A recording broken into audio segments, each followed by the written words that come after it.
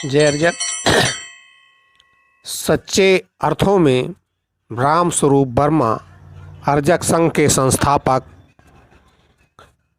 किसान नेता थे। चूँकि उन्होंने किसानों को समर्थन मूल्य नहीं लाभकारी मूल्य देने का वादा किया था, जैसा कि अर्जक का सिद्धांत है निरादर और दरिद्रता मिटाना। इसीलिए अर्जक का नारा है, दो बातें हैं मोटी मोटी, हमें चाहिए इज्जत रोटी। अब आइए जानते हैं कि ये घटना कब की है। यश काई रामस्वरूप वर्मा जी उत्तर प्रदेश की संयुक्त विधायक दल की सरकार में वित्त मंत्री बनाए गए थे और यश काई चौधरी चरण सिंह जी उस समय मुख्यमंत्री थे। वित्त मंत्री रहते वर्मा जी ने कई ऐतिहासिक काम किए। सम्मिश्र सरकार का पहला बजट हिंदी में प्रस्तुत किया, जो हमेशा अंग्रेजी में बनता था। पहला बिना टैक्स बढ़ाए लाभ का बजट रामस्वरूप वर्मा जी ने उत्तर प्रदेश विधानसभा में प्रस्तुत किया और उस समय ये कहावत थी कि जो सरकार एक बार घाटे में आ जाती है उसे कभी प्रॉफिट में नहीं लाया जा सकता। कई टैक्स माफ़ किए। दलितों में चेतना जगाने के लिए प्रदेश के सभी पुस्तकालयों, अनुदान प्राप्त पुस्तकालयों, दलित छात्रावासों में बाबा साहब डॉक्टर भीमराव अंबेडकर का सारा मानववादी साहित्य अनिवार्य रूप से रखे जाने का आदेश किया। गेहूं की किसानों से खरीद मूल्य तय करने के लिए केंद्रीय वित्त मंत्री मोरारजी देसाई की अध्यक्षता में दिल्ली में एक बैठक उनके वित्त मंत्री काल में हुई। बैठक में सारे प्रदेशों के वित्त मंत्री शामिल हुए। मोरारजी देसाई ने सभी वित्त मंत्रियों से गेहूं की खरीद के लिए क्या मूल्य तय किया जाए सुझाव मांगे। प्रदेशों में विभिन्न पार्टियों की सरकारें थीं। किसी ने 60 रुपये, किसी ने 65 रुपये, तो किसी ने 68 रुपये और किसी ने 70 रुपये प्रति कुंटल गेहूं की खरीद मूल्य तय करने की राय दी। जब वर्मा जी से पूछा गया तो उन्होंने सारे वित्त मंत्रियों से प्रश्न किया कि आप लोगों ने गेहूं की खरीद मूल्य का जो सुझाव दिया उसका आधार क्या है। किसानों को गेहूं में आने वाली लागत के बाद लाभकारी मूल्य मिलना चाहिए। हर राज्य में दो तरह से गेहूं का उत्पादन होता है। वर्मा जी एमएसपी न्यूनतम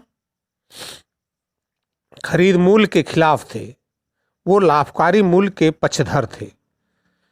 वर्मा जी ने कहा, किसान अनपढ़ हैं, उसके पास सिंचाई के साधन नहीं हैं, ना उत्तम बीज हैं, ना खाद, ना आधुनिक कृषि यंत्र।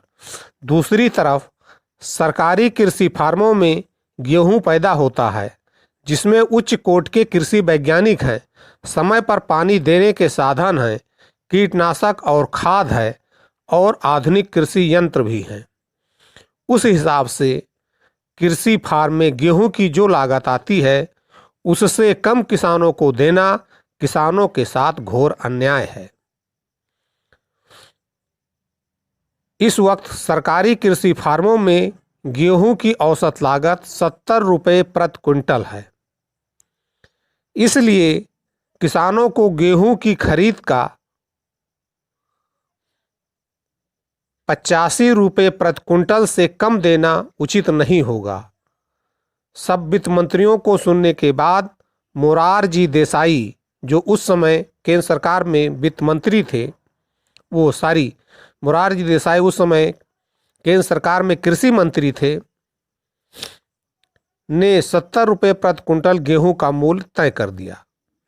तब वर्मा जी ने कांग्रेस को किसान विरोधी सरकार बताते हुए 15 रुपये प्रति कुंटल बोनस उत्तर प्रदेश सरकार में देने की घोषणा कर दी।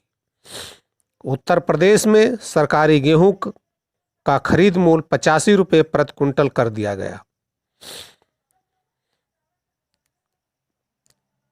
जो न्यूनतम समर्थन मूल्य से 15 रुपये अधिक था। यह खरीद मूल्य किसानों को खुशहाल कर देने वाला था, क्योंकि तब मिल और या फैक्ट्री में उत्पादित वस्तुओं की कीमत इस प्रकार थी। अव्वल ईंट 48 रुपये प्रति हजार, सीमेंट की बोरी 7 रुपये में मिलती थी। ये 1967 का आंकड़ा है। 7 आने प्रति लीटर मिट्टी का तेल खुले बाजार में मिलता था। चीनी 1 रुपये किलो थी, तो लोहा भी 1 रुपये किलो था। सोना 100 रुपये में 10 ग्राम मिलता था। 36 रुपये प्रति बोरी यूरिया खाद थी। आज जब गेहूं का सरकारी क्रय मूल्य 1750 रुपये है, तो अव्वल ईंट 6000 रुपये प्रति हजार है। सीमेंट की बोरी 370 रुपये में 50 रुपये मिट्टी का तेल। चीनी 40 रुपये प्रति किलो, तो सोना 6000 रुपये प्रति 10 ग्राम है। यानी गेहूं